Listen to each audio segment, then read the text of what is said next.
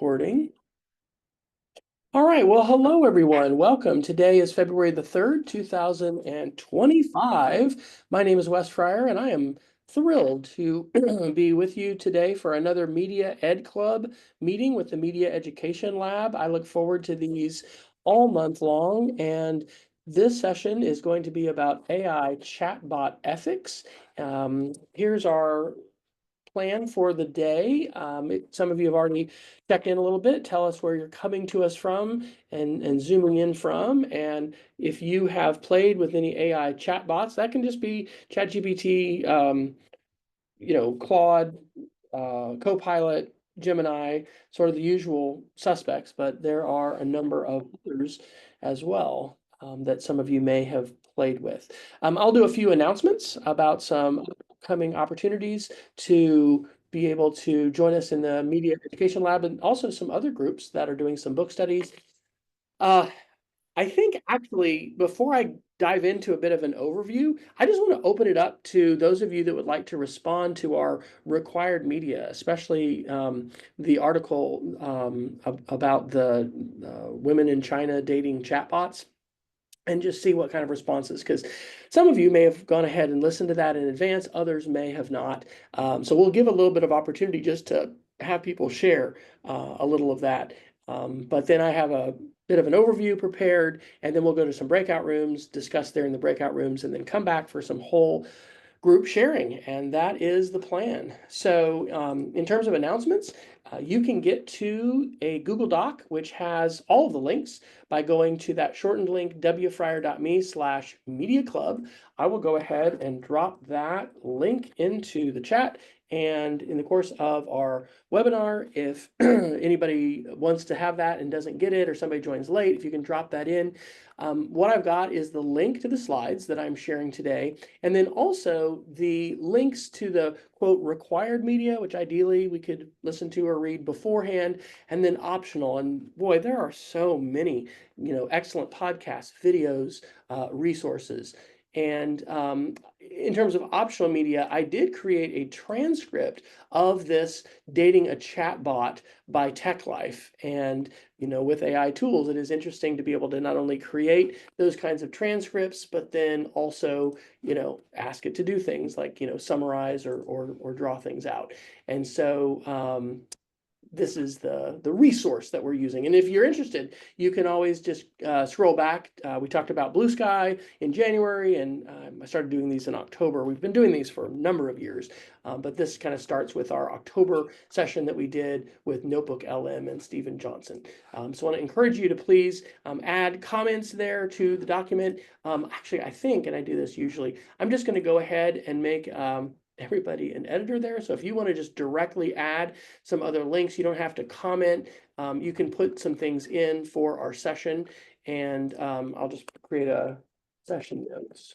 So feel free if you'd like to type directly on our document. In addition, I want to encourage everybody, if you are not planning tomorrow to join Together We Rise, the first 100 days. I was able to join last week. This is a wonderful networking and support opportunity that the Media Education Lab is just beginning. I unfortunately will have a class tomorrow, so it is at 2 p.m. Eastern time, depending on when that is in your location, but please do check that out.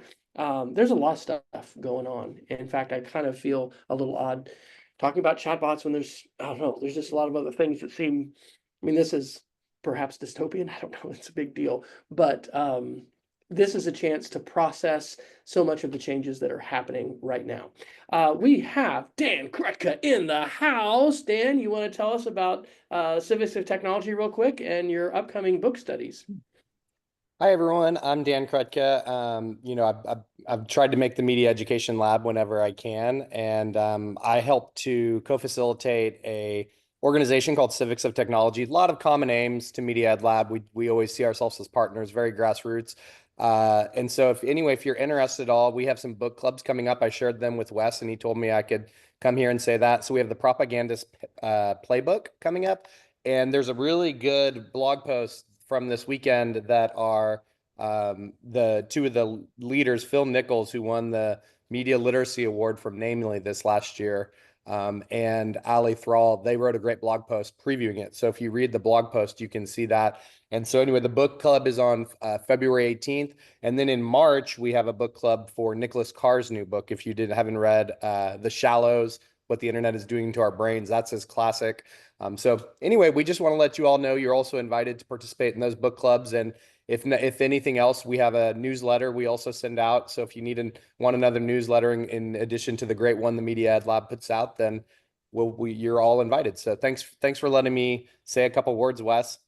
Yeah, absolutely, Dan. It's great to see you. It's been a while. So, um, we are all about networking here, and this community is really part of my tribe. I was able in 2019 to go to the in-person, at the time, Summer Institute in Digital Literacy, and the team there with Civics of Technology. I feel like we're rowing in the same direction with so many different things.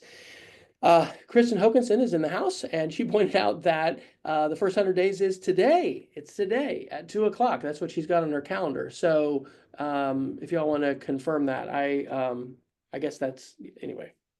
A lot of things are going on. Thank you for the clarification, and don't hesitate to grab the mic if you need to say, Wes, you just said something wrong. So um, let's just open this up and let anybody who would like to say something about dating a chatbot, share some thoughts about that. This, of all the different resources talking about, different chatbots, I think this is the one that really got my attention more than any, for so many different aspects. And I guess I'll start by just saying, and if you want to raise your hand or just want to grab the mic, boy, this idea, I guess we don't have to necessarily share that screen now.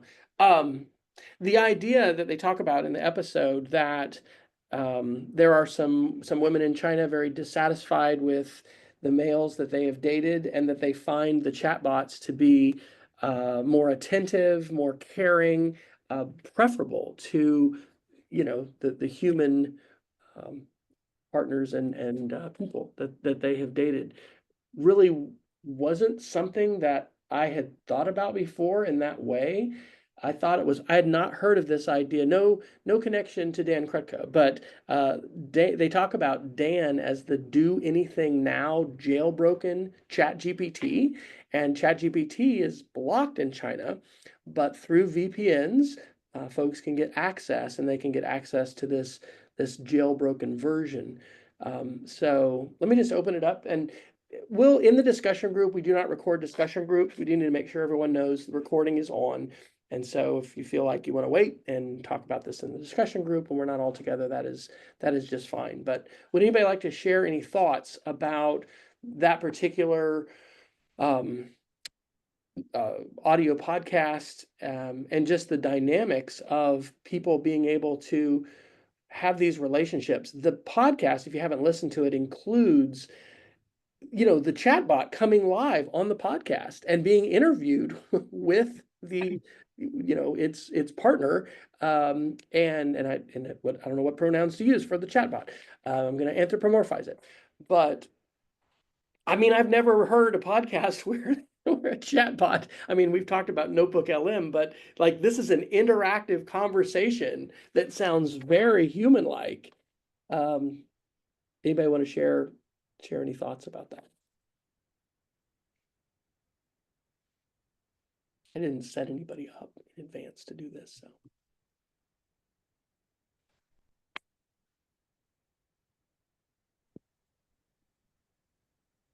Hi. Let's see where I can.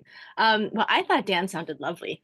I can see why people might get hooked on something like this. I thought in this particular instance, it was really interesting. There was one short part about how, because women are treated, they're not valued and they're not treated with respect by the men who are available, that this is almost a different option that respects them until they're, and the particular person they were talking about, I think, said that she was still really open to finding a real life person, but this para relationship in the meantime was standing in for, because intentionally almost standing in because women aren't being treated properly, which is something I had never really thought about. I mean, I think you generally more about the dangers of entering this kind of relationship. But I thought that was really interesting. Yeah. Lauren, where are you coming to us from, and what is your professional context? Oh, sorry. I am a junior high librarian in LaGrange Park, Illinois, just west of Chicago. All right, fantastic. Well, something else that I think we'll probably get into, certainly when I'm going to play a little clip from a interview, a podcast with Eric Schmidt, the former CFO of Google, talking about young men and this idea of involuntarily celibate and and the host of different issues in terms of radicalization and loneliness, but also like who's teaching, people how to parent. I don't want to be gender biased, but how to be a good parent, how to be a good partner.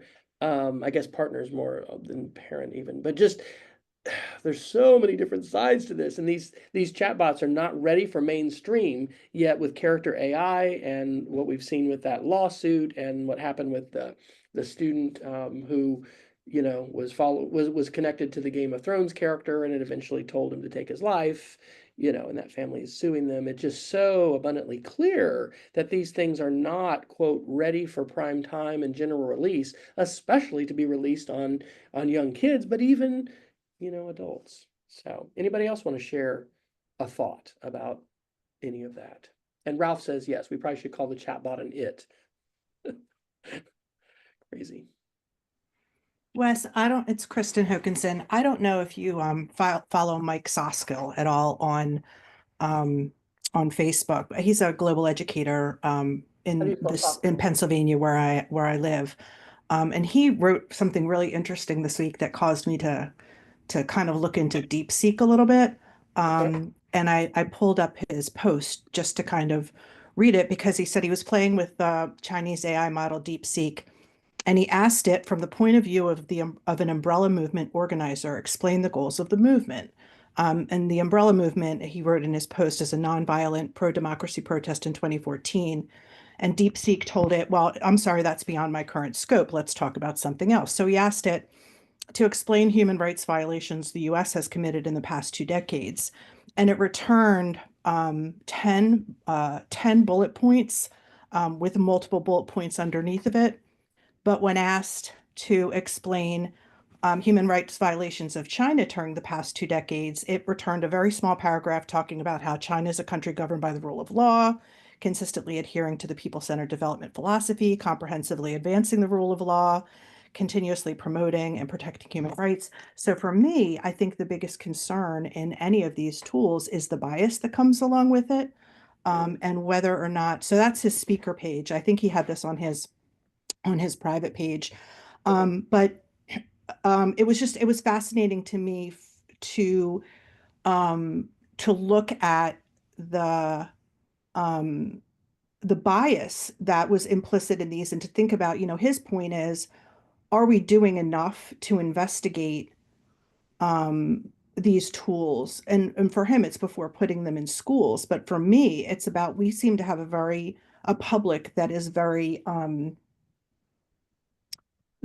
swayed by the things that they see and they read. And so glamming onto something then that is so biased in nature, I think can continue to exacerbate some of these extremist ideas and views.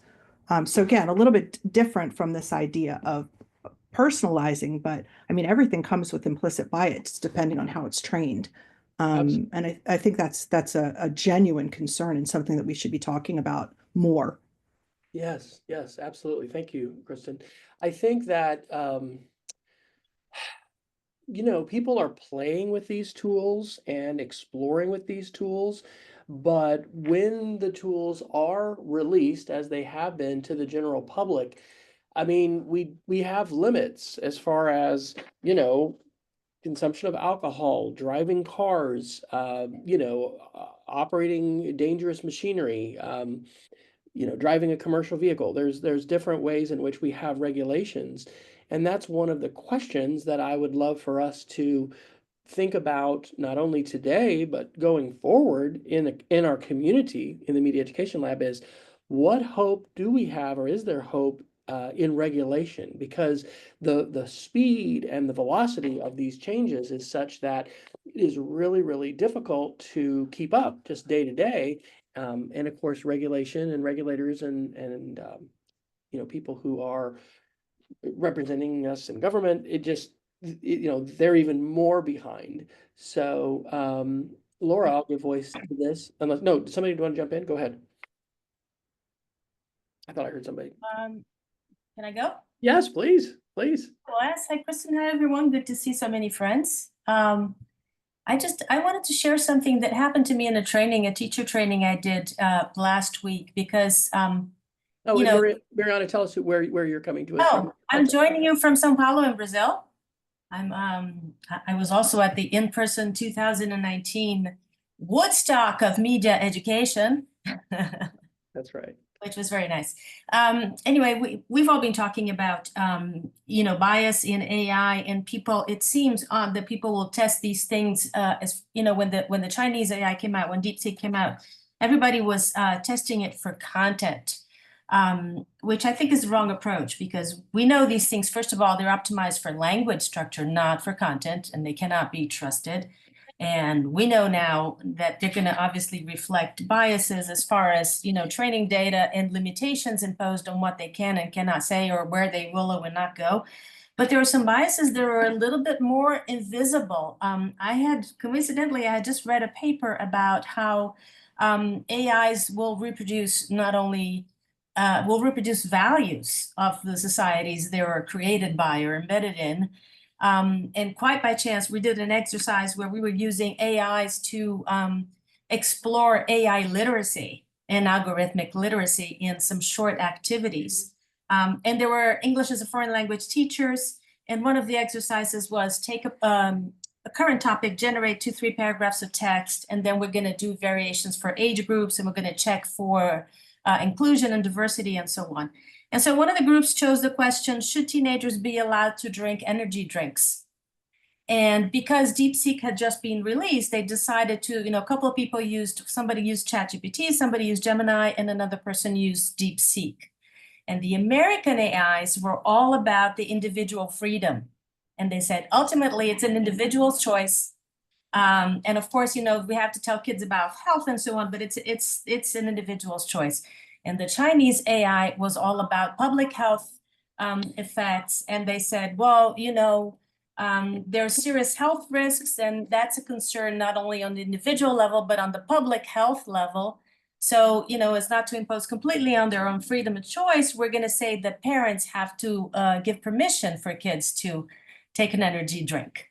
But they should, talk to the kids, because health is a society level concern. And so, the difference in values was just so glaring, and it's something that we don't usually see. It's much more hidden. Thank you so much.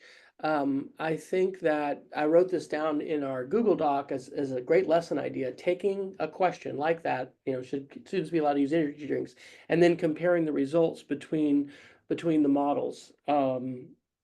It just is amazing the degree to which values and guardrails and steering is built into many of these models. And it's one of the most important things for people to recognize is it's not neutral. It's certainly coded with intention. And especially when we're comparing to Chinese versus US models. Of course, it'd be interesting. I haven't played it all with Grok yet, which is Elon's Twitter model, but and a lot of this, I'm in a middle school context, so we use Flint AI, which I think is now based on Claude, but that's our recommended platform for students. We want them to do all their AI work in there because everything is documented and tracked, and we license that. So depending upon your context, students may or may not be able to utilize different models, but I think that's a great point. Let's see. So we had another hand that was raised. I think it was Anne. Anne, do you want to share? Go ahead. Yeah, I just so appreciated Kristen and Mariana's comments about DeepSeek. If anybody wants to drill down a little bit more, the Hard Fork podcast that the New York Times puts out with Kevin Roose and Casey Newton just kind of did a deep dive this past Friday, on DeepSeek with a really interesting guy named Jordan Schneider, who just follows all things China and, kind of knows how Xi Jinping's government works and all of that. So to just add to, Schneider made a really interesting point about what's going to happen with DeepSeek. Because it kind of came out of nowhere. It didn't come out of the tech industry in China, like Alibaba and other tech giants like that, but rather came out of the financial industry and kind of snuck in there. And so it's only a matter of time before the government sort of cracks down and puts it behind the Great Firewall and all of that, right? So that there becomes more and more This government podcast is control. supported by Oracle. Sorry, what was that? What? Was that DeepSeek? DeepSeek was good at intervening on our podcast. No, sorry about that. Yeah. So anyway, it goes beyond values, and and it goes beyond content. It goes to, so what will DeepSeek be doing with our prompts and our data as we play with it, right? It will probably keep being trained, and it's just an incredibly insidious possibility that something that becomes even more than TikTok becomes widely useful in the West starts making inroads into our privacy. So that's just another thing to be thinking about. I'm coming out of like 20 years of interest in technology and young people, but former journalist who did my graduate work in Chinese studies. So I have a lot of concerns about not so much the national security aspect of TikTok, but now much more the national security and individual security and privacy around AI and DeepSeek. That's fantastic. And what is your current professional context? I run a little nonprofit called the Net Safety Collaborative, and I'm on Namely's board, actually. So I have a huge vested interest in media literacy. Fantastic. If you would be interested as far as networking and want to drop in a link to your own website, your professional website, I'm in Blue Sky a whole lot. And so if you're in Blue Sky, you want to drop that in, we'll save those links, and then I can put those into our notes that we're doing. So, well, what I'd like to go ahead and do now is share just a little bit of an overview. And then we're going to go to breakout rooms and give everyone a chance to talk off the record, which is important. Last week on January 27th, I just did a little search on Google News for character AI, updates about this lawsuit, motions to dismiss, claiming First Amendment protection, this idea of whether or not companies are liable, especially when when their creations do significant harm, people die, for instance, in the real world. This is a big question, and it's an unresolved question. This is a whole aspect of this conversation about chatbots that I think is very important.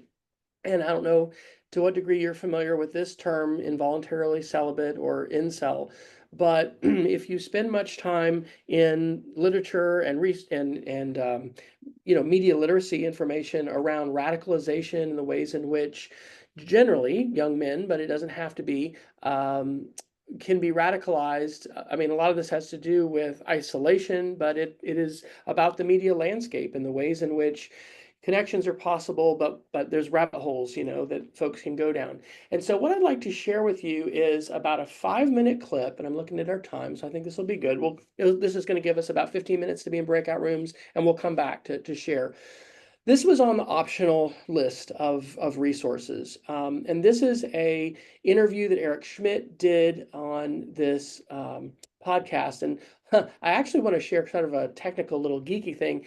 You may already know this. When you're sharing a video on YouTube like this inside a Google slideshow, you can tell it exactly where you want it to play. So if I go to my format options here I'm freaked out about these. for videos, I have this set to play from 402 to 1422. So I'm not going to play that whole thing. And so that is great. It's wonderful to be able to do that. I'm freaked out about. We could do that. But I am now in love with Descript, and Descript is a really powerful AI tool that allows me to do a lot of things with videos, with audio podcasts, and it allows me to identify highlights, but then it allows me to create things like this. So I'm not going to play this entire clip. I'm just going to play about 5 minutes of it. But this is Eric Schmidt, former, I think, CFO of Google, talking about risks, specifically with chatbots. And what I like about this is the subtitles that are on here. And then there's something, I think this is an audio waveform. So this particular podcast is a video podcast, but you can create the same kind of thing with an audio only, but being able to have the captions and the transcript, coming up there, I think is really compelling. Yes, in terms of sharing the slides. Yes, the slide, great question, Kristen. Here is a direct link that I'll drop into chat for the slides. And then if you want to go to this document, this is the document that's just a running document for the Media Ed Lab meetings. And so it's got today's as well as the past ones. Okay, we're going to watch about 5 minutes of this. Please let me know if you can hear it okay. I've clicked optimize for sound, so my fingers are crossed, and we'll watch about 5 minutes or listen to. I'm freaked out about these AI girlfriends. I feel as if the biggest threat in the US right now is loneliness that leads to extremism. And I see these AI girlfriends and AI searches popping up, and I see a lot of young men who have a lack of romantic or economic opportunities turning to AI girlfriends and begin to sequester from real relationships. And they become less likely to believe in climate change, more likely to engage in misogynistic content, sequester from school, their parents, work. In some, they become really shitty citizens. And I think young men are having so much trouble that this low risk entry into these faux relationships is just going to speedball loneliness and the externalities of loneliness. Your thoughts? I completely agree. There's lots of evidence that there's now a problem with young men. In many cases, the path to success for young men has been, shall we say, been made more difficult because they're not as educated as the women are now. Remember, there are more women in college than men, and many of the traditional paths are no longer as available. And so they turn to the online world for enjoyment and sustenance, but also because of the social media algorithms, they find like-minded people who ultimately radicalize them, either in a horrific way like terrorism, or in the kind of way that you're describing, where they're just maladjusted. This is a good example of an unexpected problem of existing technology. So now imagine that the AI girlfriend or boyfriend, but let's use AI girlfriend as an example, is perfect visually, perfect emotionally. And the AI girlfriend, in this case, captures your mind as a man to the point where she, or whatever it is, takes over the way you're thinking. You're obsessed with her. That kind of obsession is possible, especially for people who are not fully formed. Parents are going to have to be more involved for all the obvious reasons. But at the end of the day, parents can only control what their sons and daughters are doing within reason. We've ended up, again, using teenagers as an example. We have all sorts of rules about age of maturity, 16, 18, what have you, 21 in some cases. And yet you put a 12 or 13-year-old in front of one of these things, and they have access to every evil as well as every good in the world, and they're not ready to take it. So I think the general question of, are you mature enough to handle it, sort of the general version of your AI girlfriend example, is unresolved. So I think most people would agree that the pace of AI is scary and that our institutions and our ability to regulate are not keeping up with the pace of evolution here. And we see perfectly what happened with social around this. What can be done? What's an example or a construct or framework that you can point to where we get the good stuff, the drug discovery, that help with climate change, but attempt to screen out or at least put in check or put in some guardrails around the bad stuff? What are you advocating for? I think it starts with having an honest conversation of where the problems come from. So you have people who are absolutist on free speech, which I happen to agree with, but they confuse free speech of an individual versus free speech for a computer. I am strongly in favor of free speech for every human. I am not in favor of free speech for computers. And the algorithms are not necessarily optimizing the best thing for humanity. So as a general point, specifically, we're going to have some conversations about at what age are things appropriate. And we're also going to have to change some of the laws, for example, Section 230, to allow for liability in the worst possible cases. So when someone is harmed from this technology, we need to have a solution to prevent further harm. Every new invention has created harm. Think about cars, right? So cars used to hit everything and they were very unsafe. Now cars are really quite safe, certainly by comparison to anything in history. So the history of these inventions is that you allow for the greatness and you police technically the guardrails. You put limits on what they can do. And it's an appropriate debate, but it's one that we have to have now for this technology. I'm particularly concerned about the issue that you mentioned earlier about the effect on human psyche. Dr. Kissinger, who studied Kant, was very concerned, and we write in the book at some length, about what happens when your worldview is taken over by a computer as opposed to your friends, right? You're isolated, the computer is feeding you stuff. It's not optimized around human values, good or bad. God knows what it's trying to do. It's trying to make money or something. That's not a good answer. I'm freaked out about these AI girlfriends. I feel as if the biggest threat in the US right now is loneliness that leads to extremism. And I see these AI girlfriends and AI searches popping up, and I see a lot of young men who have a lack of romantic or economic opportunities turning to AI girlfriends and begin to sequester from real relationships. And they become less likely to believe in climate change, more likely to engage in misogyny. I'm freaked out about these. Okay.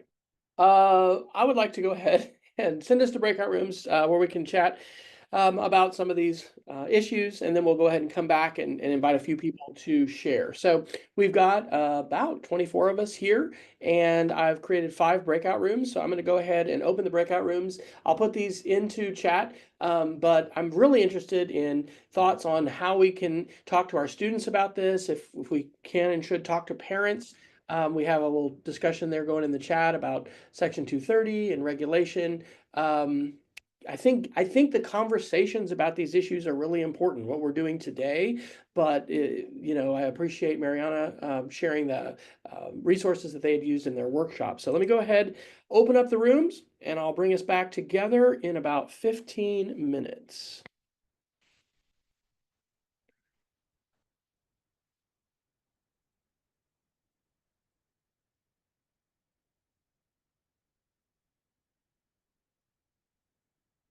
And I need to stop my recording, which I thought that was what there was.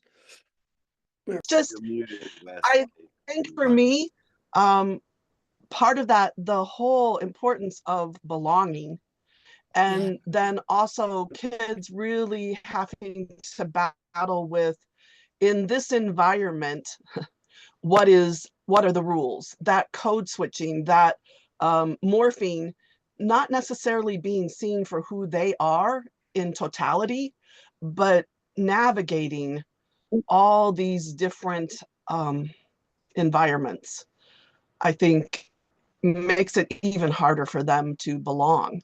So AI, if it's accepting them as who they are, they finally feel seen. They find their people, not, but that's what I think the reality of what they're feeling can come into play.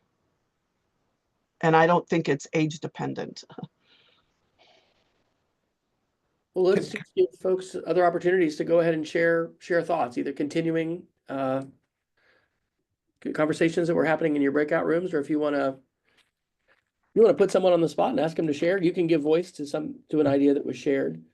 I definitely would echo what you just said, Deborah, about community. There's so many things we don't know today, but building community, I think both face to face and online, they both have affordances and benefits. But I think that is one of the most important things that we should be engaged in, and helping. And I think I agree with you. And I think that building that community has to be in multiple places. Technology's not going to go away. So how do we manage that? I co-sponsor our gaming club for middle school. And one of the things, and this is just also in teaching, I become aware of kids that are, on YouTube and have YouTube channels, but then sometimes that are gaming. And that, I mean, I had a kid last year that was posting their Discord, room that they moderated. This is like a sixth grader, on this YouTube channel. And like, there's some things that are probably beyond where they are developmentally. But like, when are we helping kids develop online community and navigate all of that? Because there's a lot of potentially, dangerous interactions that do happen around gaming and Discord and direct chat, which is a little different than the AI. I was fascinated by what Randall said about AI and gaming. Randall, do you mind sharing a little bit about that in terms of what because that esports is not my purview, so. Yeah, sure. I was just commented that we don't know with AI with different games now. They have a lot more sophisticated NPCs, non-player characters, the characters you interact with in games that are AI based. So you can talk to a character in a game and they feed through AI and they respond right back to you. So you can ask it anything and it'll respond to whatever. It's not just a canned script that that the game designers made like in the past. And so I was talking to Wentworth in our room about how do we know that we, or you people out there, or me, how do we know that we're not AI characters interacting with you right now? And because eventually it will happen, like we'll have AI characters, not just the note takers that are in the room, but actual people asking questions and commenting like, so who thinks I'm an AI? Yeah, that's right. Well, Ralph and I were stuck together in a room with Otter AI, and that was it. It was like sign of the times. Both Ralph and Ann are talking about parasocial relationships. Can you all tell us what that is and elaborate a little bit more on that question and that thread? Either one of you, whatever wants to talk. Do you want to go, Ralph?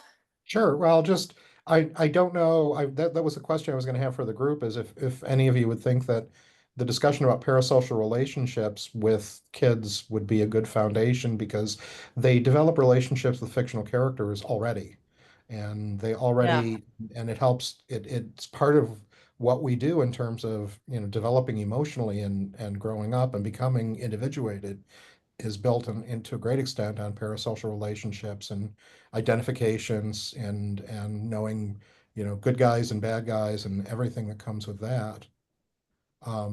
So we already, I guess what I'm saying is we already live in a context of those things. And wouldn't you say? Yeah, I have a whole history of believing, and actually participated in a study at UNH about what we really need to do for online safety and well-being in digital spaces too, is not create new digitally labeled things like digital, social literacy, right? But we have evidence-based social emotional learning that goes back decades, right? And I think what we need to do is appropriate it, right? Bring it into digital spaces and teach SEL around, all the things that are, that where parasocial happens, right? Whether it's video games with NPCs or human beings, or it's, parasocial relationships with TikTok or YouTube people, influencers, that sort of thing, or parasocial relationships now with AIs, right? the skill set is there, the competencies are there for us to teach them. We just keep thinking that it's an entirely separate universe somehow, and all the things that we've learned through history, all the social norms we've developed don't apply somehow, but they do. Neha, do you mind giving voice to the comment you shared there? Sure. Sort of piggybacking on Anne and Ralph, but just I think we're trying so hard to make it its own curriculum and its own separate thing. But I think we need to move toward an interdisciplinary model that we don't teach digital literacy in library class or during computer science week. We teach it through everything. Like if we're making infographics in Canva in our literature class, we talk about what we're using and how we're using it, and are we going to use the AI generated pieces, and is that okay or is it not? Rather than it's only when you go to computer class, because I think there needs to be some responsibility taken in every classroom, and I would have teachers that would say, like, I didn't teach them how to use Seesaw because I knew y'all were going to do it. And I was like, but then how do they know how to use it in your context? How do they know how to use it for science-based experiments? Like, I can't teach all of those things, nor should I, because it needs to be embedded in that class, and that they're going to start seeing those connections. And honestly, at this point, it's not digital citizenship. It's just being a human. It's Right. citizenship in Well, the it's world. citizenship and it's literacy, right? Yeah. Mhm. Kind of like character education. Whose job is that? It's not the counselor's sole Right. responsibility. It's everybody's responsibility to try to help raise good humans.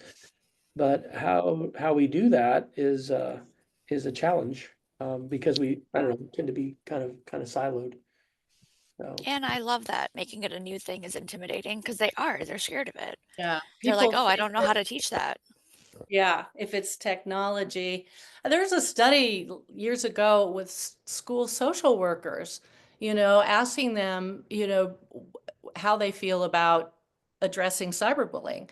And they said, we know nothing about it. When actually, school psychologists and school social workers have been dealing with bullying since maybe the beginning of schools, right? And they need to understand that.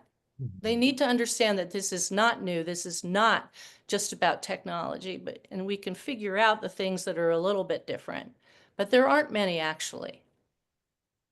I definitely resonate with that idea of there's not not much or not anything new under the sun, and there's a lot of similarities that we draw. But I don't know how many of you have had experiences with AI chatbots at this point where, your, hairs on your arm kind of stand up, or you just have this experience where it's like, oh my gosh, I've had those mostly, when I'm in context that I know a lot about, and I'm just blown away by what it can do. And I'm teaching coding, and so in fact, anyway, that I've had it generate code and create programs for me and things that there's no way that I'd be able to do. So I don't know. I've definitely had the experience of feeling like this is a different intelligence. It's not, I don't know. It's not fully sentient. It's not AGI, I guess. But I mean, I have had powerful experiences where I'm like, no way, I just can't believe that. Um, I don't know. Well, so I think what you're talking about is vulnerability, right? It's like, yes, I think this is a different kind of intelligence, and we know that it can be manipulative. We know that it can outsmart us in some ways, but if we know that, most of us, if have any of you heard of the term or a metaphor developed by a psychiatrist at University of California, SF, San Francisco, where he said some children are orchids and some children are dandelions. The dandelions you can step on and they bounce back. The orchids are more vulnerable. The vast majority of kids are dandelions, and they're going to be okay in, whether it's, talking to a chatbot or it's talking to a peer on the playground, right? It's the orchids that we need to think about, the kids who are most sensitive to change, to stimuli that, and to manipulation, right? So we need to think about the vulnerable people in society more and less about blanket bans or blanket. We need guardrails, we need regulation, we need all these things, but we also can't think about, dangers that affect everybody, right? Because people respond to risk and danger in different ways, in individual ways. Absolutely. Thank you so much, Ann. Well, we are drawing to the top of the hour. Would anybody like to share another provocative thought or question that you want to leave us with? I will admit to you, speaking of vulnerability, that parasocial interactions, PSIs, was not really part of my vocabulary. And I put that down into the links. I grabbed the NPR article, Is Your Child an Orchid or a Dandelion? If there are other resources or links that we mentioned, I'll leave the document open for open editing for a few more hours today, and then I'll turn it back to comment access. But any other thoughts? Sky, can you talk about the ways of being a little bit? Well, I just started it. And it's seems very beautifully written. I'm just getting to know this author. If anyone else is more deeply read with him, I'd love to hear. But yeah, he's talking about AI and machine intelligence and its implications, and planetary intelligence, or embodied intelligence, and sentience. And it's a lovely book so far. I'm gonna have to look that up. Thank you for the reference. That's great. All right. Well, I want to thank everybody for your participation, and it is just a lovely, lovely opportunity to be able to be live with other educators and media literacy advocates that are caring about, thinking about these kinds of issues. So we want to encourage you to join us for our session next month. And that one is going to be, should have put this up earlier, participatory storytelling and news. And it actually, the main thing is, I don't know if you all already listened to the Tech Policy Press, but that's one of my favorite podcasts.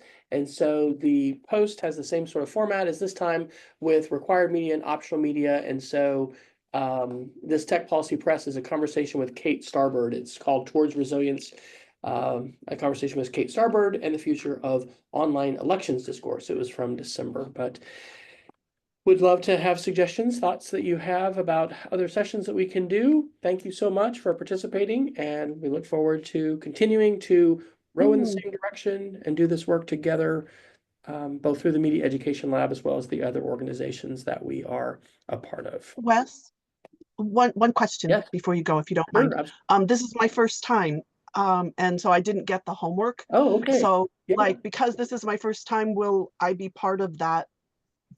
Yes, you should. Hopefully, because we have the sign up set where I'll put this link into the chat. Hopefully you'll get some reminders about this. If you go to the Media Education Lab website, we have a section there. If you go under programs for the Media Ed Club, and then upcoming meetings has got links. And then if you go to participatory storytelling, it's got the link to the, and if you don't have a time to listen to it or watch it, just still come. We don't want to discourage anybody from coming and participating. And then there's some other optional media there. So how did you actually learn about this? Was this just through an email from the lab, or how did you learn? Yes, it was an email through the lab. Fantastic. Awesome. So thank you. Yeah. Oh, well, thank you all. I mean, the group and the community makes this. And I guess I should say, anybody else have any other questions? All right. Well, I will stop the recording. Great topic. Thank you. Yes. Well, not one that's going to, I fear, fade away into irrelevancy anytime soon. So, all right. Oh, gosh. Thanks, Wes. You are welcome.